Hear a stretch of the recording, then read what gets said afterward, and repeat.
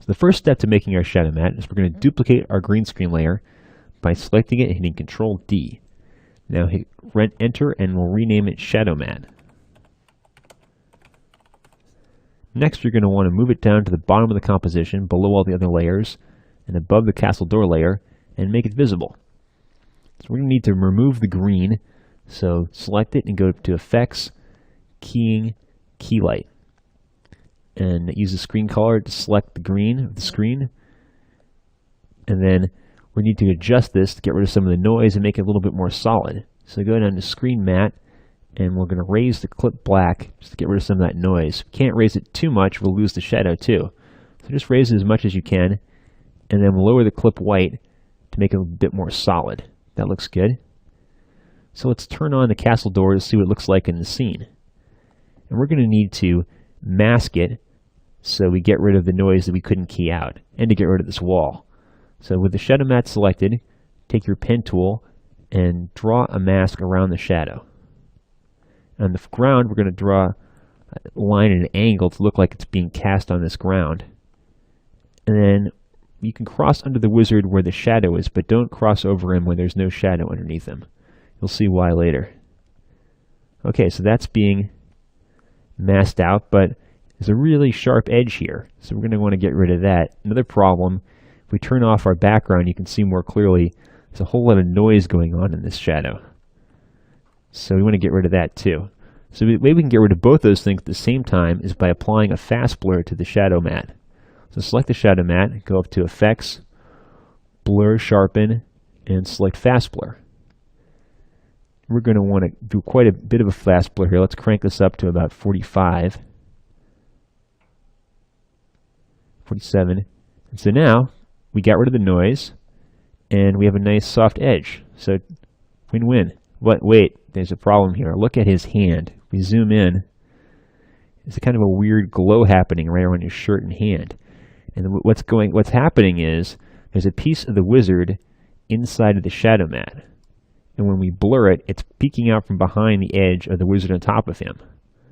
So we can fix this though by just changing the transfer mode of the shadow mat to multiply. To do that, click on Toggle Switches and Modes and change it from shadow mat from normal to multiply. And now look what happens to our edge.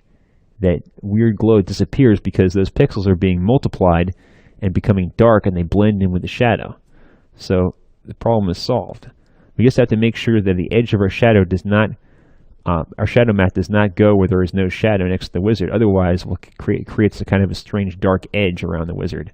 But as long as we stay within the boundaries of the shadow, we won't see that strange problem. So now we need to animate this mask throughout the whole shot. So let's set a key for the first frame under Masks, Mask Path. Click on the stopwatch. And we're going to make sure you're at half resolution so our speed is good. Hit Fit. And let's also adjust the background opacity just for this so we can be sure to see the shadow more clearly. Let's take the castle door and make it more transparent. So hit the T key to show the opacity, and we'll lower it down to about 25. So now we can see the castle door. We can also see the shadow really clearly, so it's going to be easier to key it, to set keys for the mask. Now select the shadow mat, and we want to make this mask visibility change it from add to none. So that way we can see the entire shot when we set our keys for the mask. So we got our first mask key selected, and we're going to move forward and set keys at the key poses of the wizard. So move forward. It looks like at the end of frame 16, he takes his steps. So let's set a key for that. Just select your mask, move it over, and adjust the shape of it to match the mask at that point. Now we're not going to set keys in every single frame. That would take a long time and it wouldn't be very smooth. We're just going to set keys at the key important poses. That looks good. Let's move forward again. Looks like frame 21, he settles into another position. So let's set another key. Just move the points of the head. Now a good technique to use is you can use J and K to jump between your different keyframes. That's kind of like an old-time drawn animation flipping pages. You see his top half of his body is moving, the bottom half isn't moving, so I'm not going to move those points as much. Let's move forward again. Looks like frame 33 is our next pose. Let's just adjust it a little bit. It's not moving that much, just a little bit down. Move forward again. Looks like frame 40. It's becoming much more narrow, so let's move these points in.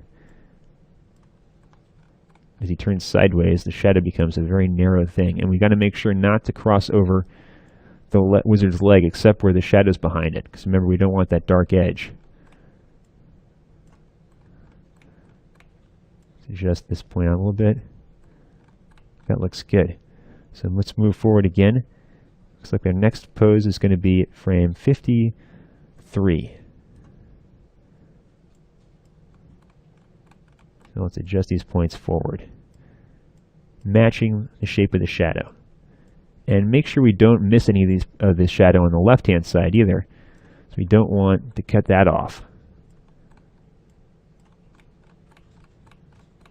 Looks good. So from 53, we'll move ahead to our next pose. He's jumping forward. Looks like he lands about frame 64. So let's set another keyframe there. Moving quite a bit.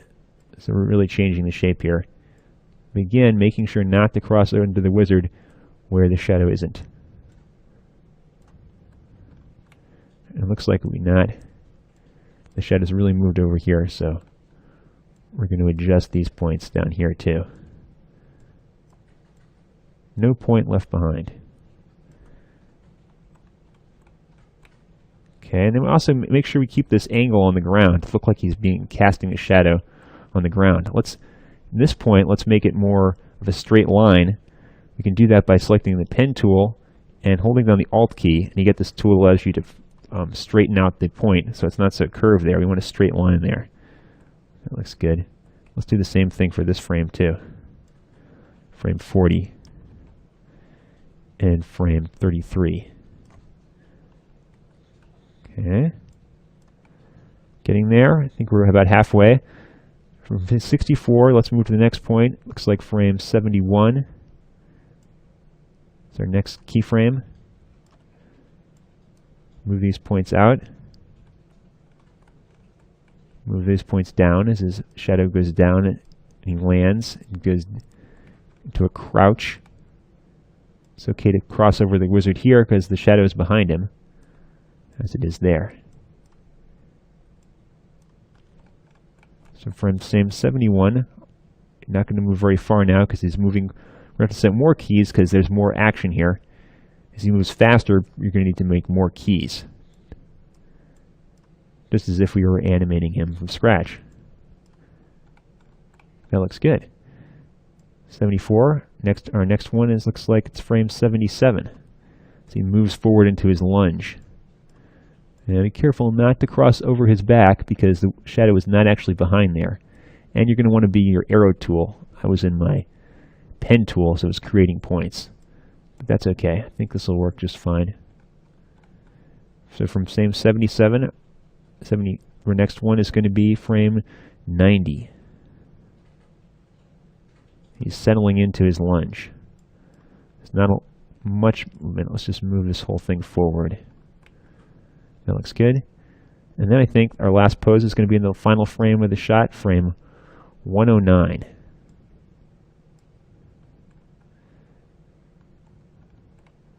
Just move it back a little bit. Great. Let's just scroll through it and make sure our mask is being following the shadow. We're not missing anything.